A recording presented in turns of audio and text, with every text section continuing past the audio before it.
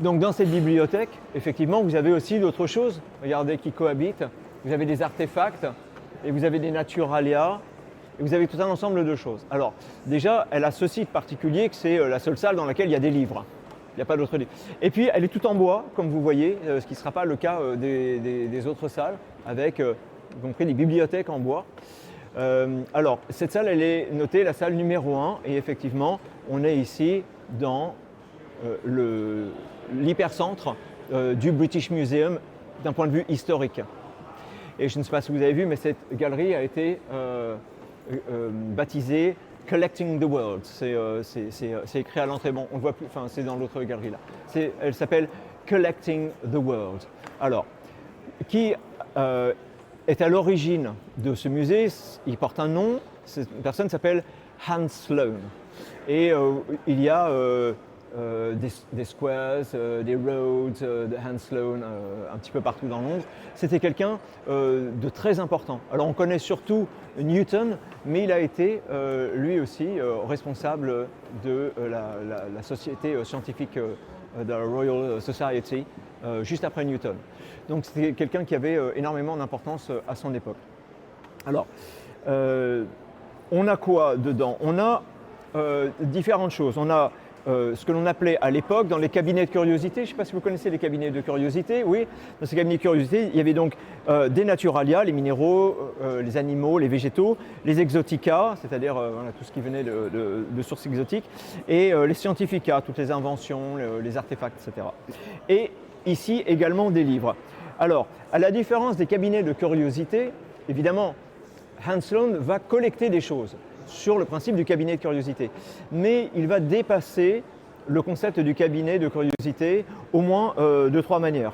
D'abord, ses collections sont exponentielles. Il ne cherche pas à s'arrêter en disant j'ai collectionné un certain nombre de choses magnifiques et puis ça s'arrête là parce que ça décore bien chez moi. Non, il lui en faut toujours plus.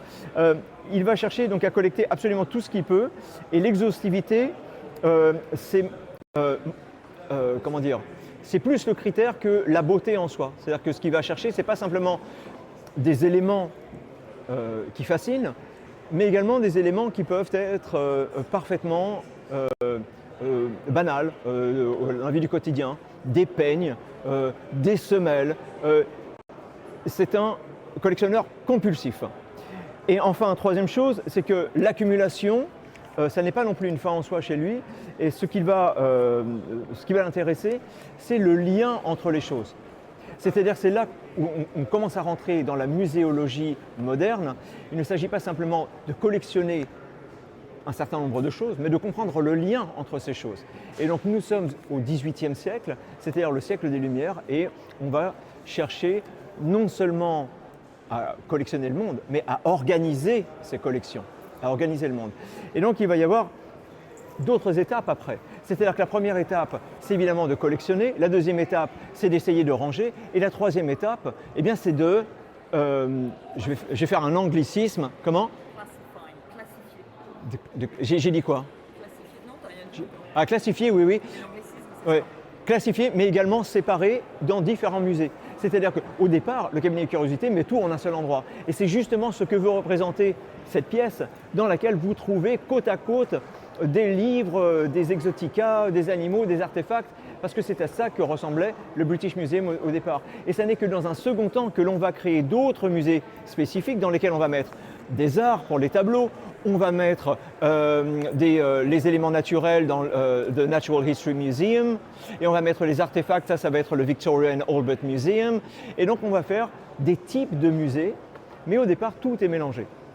Alors, donc ce Hans Sloane, je l'ai dit, il est responsable, il est né en 1660, et il va être responsable à partir de 1727 de cette Royal Society. Donc le nom complet c'est Royal Society of London for the Improvement of Natural Knowledge.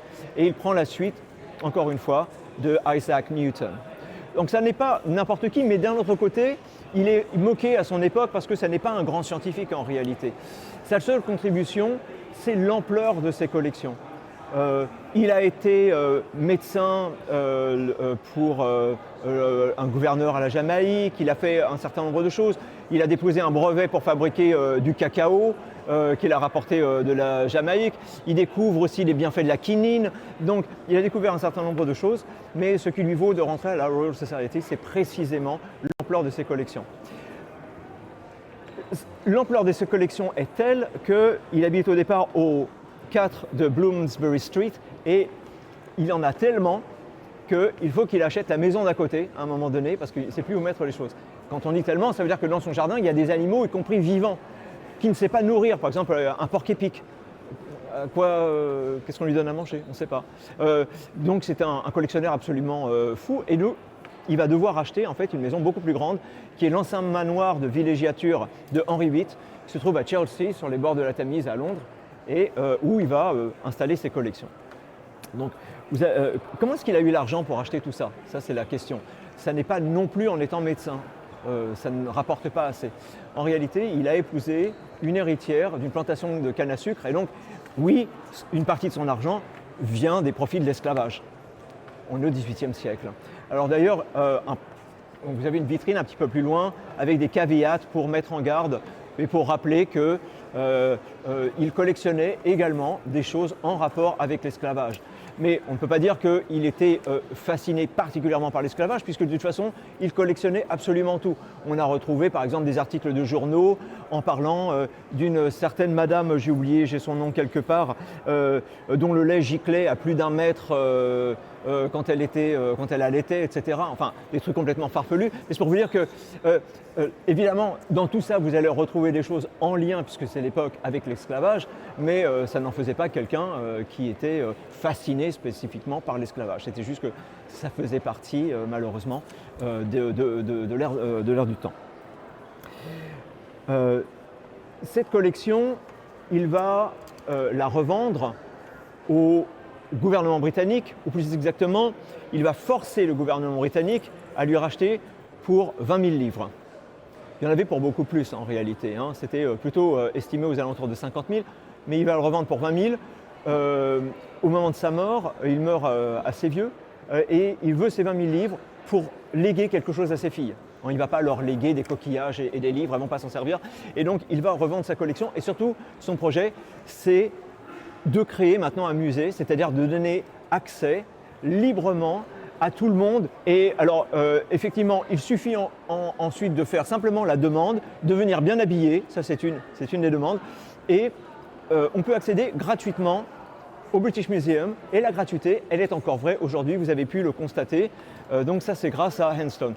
À partir de là, 1753, on va créer a Board of Trustees qui vont être en charge justement de la gestion des éléments du musée et qui à partir de là, jusqu'à aujourd'hui, vont être en charge de la gestion de ces acquisitions. Alors, il se trouve que ces acquisitions vont grandir elles aussi de manière exponentielle et c'est là que l'on va avoir besoin d'ouvrir d'autres musées pour dispatcher les différents types d'éléments.